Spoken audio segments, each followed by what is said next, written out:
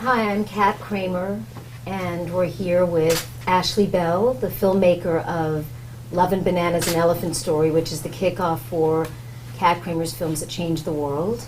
And I'm so happy to be presenting this film. It's the best film I've ever seen about elephants, and I mean that sincerely. And I've seen so many and presented one before. So I wanted to ask you, how long have you been passionate about elephants and elephant advocacy and elephants in general, and what was your real inspiration in making the film?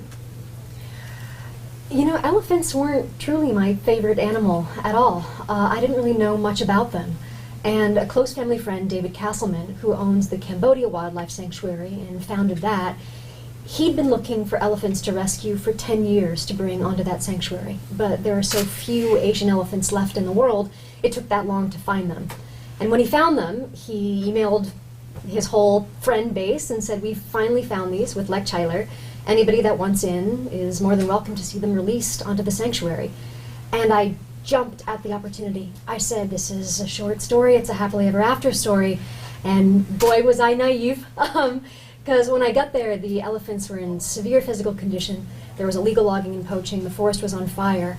But through it all, a woman named Lek Chyler, who we feature in Love and Bananas, this world-renowned Asian elephant conservationist, was working to save them. And she took them on their first walk of freedom and was rehabilitating them. And I saw the footage of what it took for her to get these elephants to freedom. And I said, that's the story. That's the story that's demanding to be told. And I asked her, I said, "Can I accompany you on an elephant rescue?" And she said, "If you can hang, you can come." And I said, "I'm going to figure out how to hang, but I'm coming." And here we are. Well, it was certainly worth it. And it's obvious that because the story itself is so compelling with Lek. But was there a decision you made, hey, I'm going to go ahead and make a documentary feature as opposed to like a story where you would have characters? Because, I think documentaries are just, if not more compelling than fiction. But was there a decision where you said, I'm going to go and make this, document this cinema verite style, or did you start writing a script and think maybe, what was there a decision in that? Absolutely. The decision came when I saw Lek's iPad and the footage that she took of her elephant rescue. And it was the most raw, harrowing, victorious, just electric footage I'd ever seen. And I was like, I've never seen anything like this. It's hopeful, and yet it's terrifying. Everybody needs to see this, or we need to film it and get it out to the world, not knowing if that would even be a possibility. So the fact that you've chosen to present us as part of your screening series, and that Love and Bananas has found its way to have a successful theatrical run, and is kind of having its release right now, means the world to be able to get Lek's advocacy and the determination with which she fights every day out there on this big of a platform.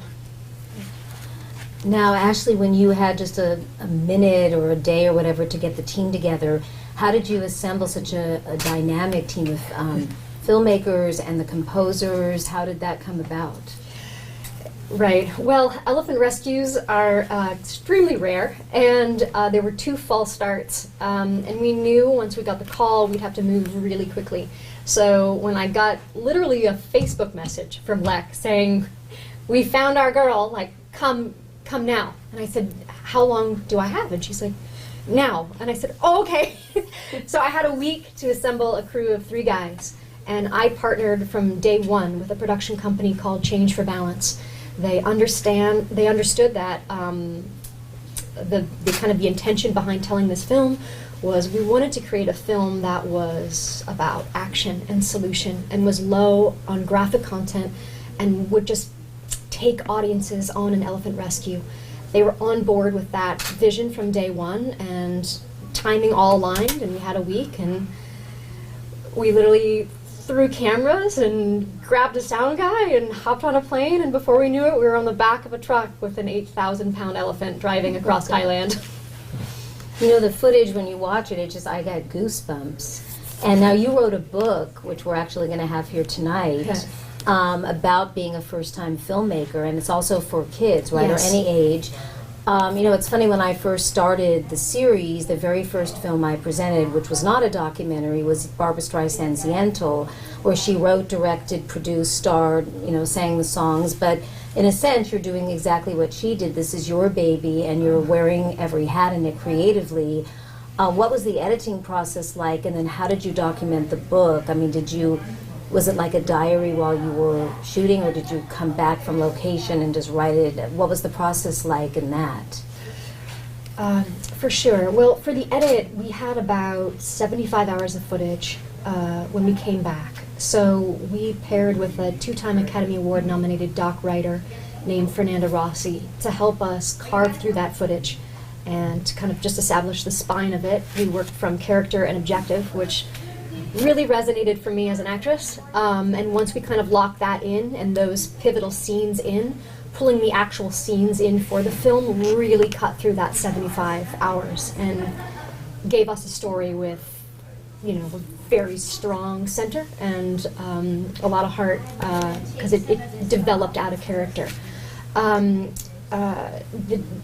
assembling of the book was actually something that happened a lot later. During the 5 years that I've been doing this, I have been kind of keeping a journal of experiences and what worked and what didn't work, and especially in regards to selling the film. I sold the film myself, and it got tricky for a period of time when it was in somebody else's hands. It just wasn't landing right, and when I got it back into my own hands, I had fabulous, fabulous mentors to guide me through that process. And I thought, well, I'm a first-timer, and I have incredible people supporting me. If somebody's a beginning filmmaker, how are they going to get this advice? Because I learned it the hard way, and there's a lot of secrets that people just aren't aware of, and I find that filmmakers sometimes aren't aware of the power they possess themselves, the power and the control they possess for releasing their own film. And I wanted to write all that and give them that knowledge so that it could save them heartbreak, and also that they'd have enough gas in the tank to do their second film. So, yeah. Well, thanks so much, and I'm so excited about what's going to happen later tonight. Thank you. And one last question, because we're going to be talking to Sophia and Ian. Yes. Besides, your educational outreach campaign, which is so unique, but that you already have in the works, what else would you like to see happen besides educating and enlightening and inspiring and changing the world? When people see your film, what do you want them to take home with them, or move them to action in some way? And what are ways that they can help with elephants, that we all know about and love, that need to be set free, that need rescuing? Sure. A huge part of launching the film was launching an impact campaign along with the film. And we partnered with the Greater Good to launch the Love and Bananas Fund, inspired by the film. Just from the theatrical release, we raised $80,000, with 100% of that money going to help Lek Chailat. We've actually rescued an elephant named Civilai in Laos and broke ground on a chain-free sanctuary in Laos, which is incredibly exciting. This film is thanks to, the people that came on board and saw in it something that, that took us to that next step. So, Ian and Sophia are here, Ross Dinnerstein is here, and David Castleman is here. Change for Balance Productions can't be here tonight, but it was just a tight-knit team that made it possible. In terms of what I hope, this has so exceeded every expectation I had. We set out with 20 theaters, and now we're at 85 theaters being sold out across the country.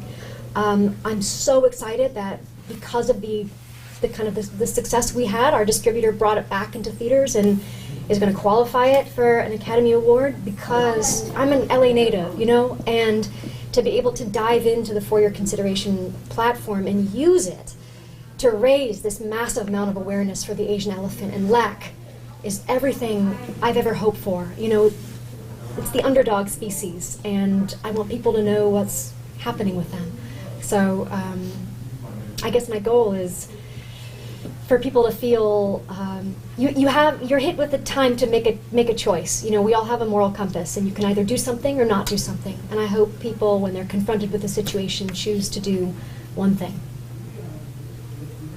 Thank you so much. And Shiro's for Change is the theme. Yes. And you're definitely a Shiro, and you're changing things, and so is Lek and Noina. But Yeah. we're so happy that tonight's happening, and that everyone that's coming tonight will have a chance to see the film, and then also at Arena Cine Lounge next Yes. week. Thank you so Yeah, much. absolutely. Thanks. Thank you.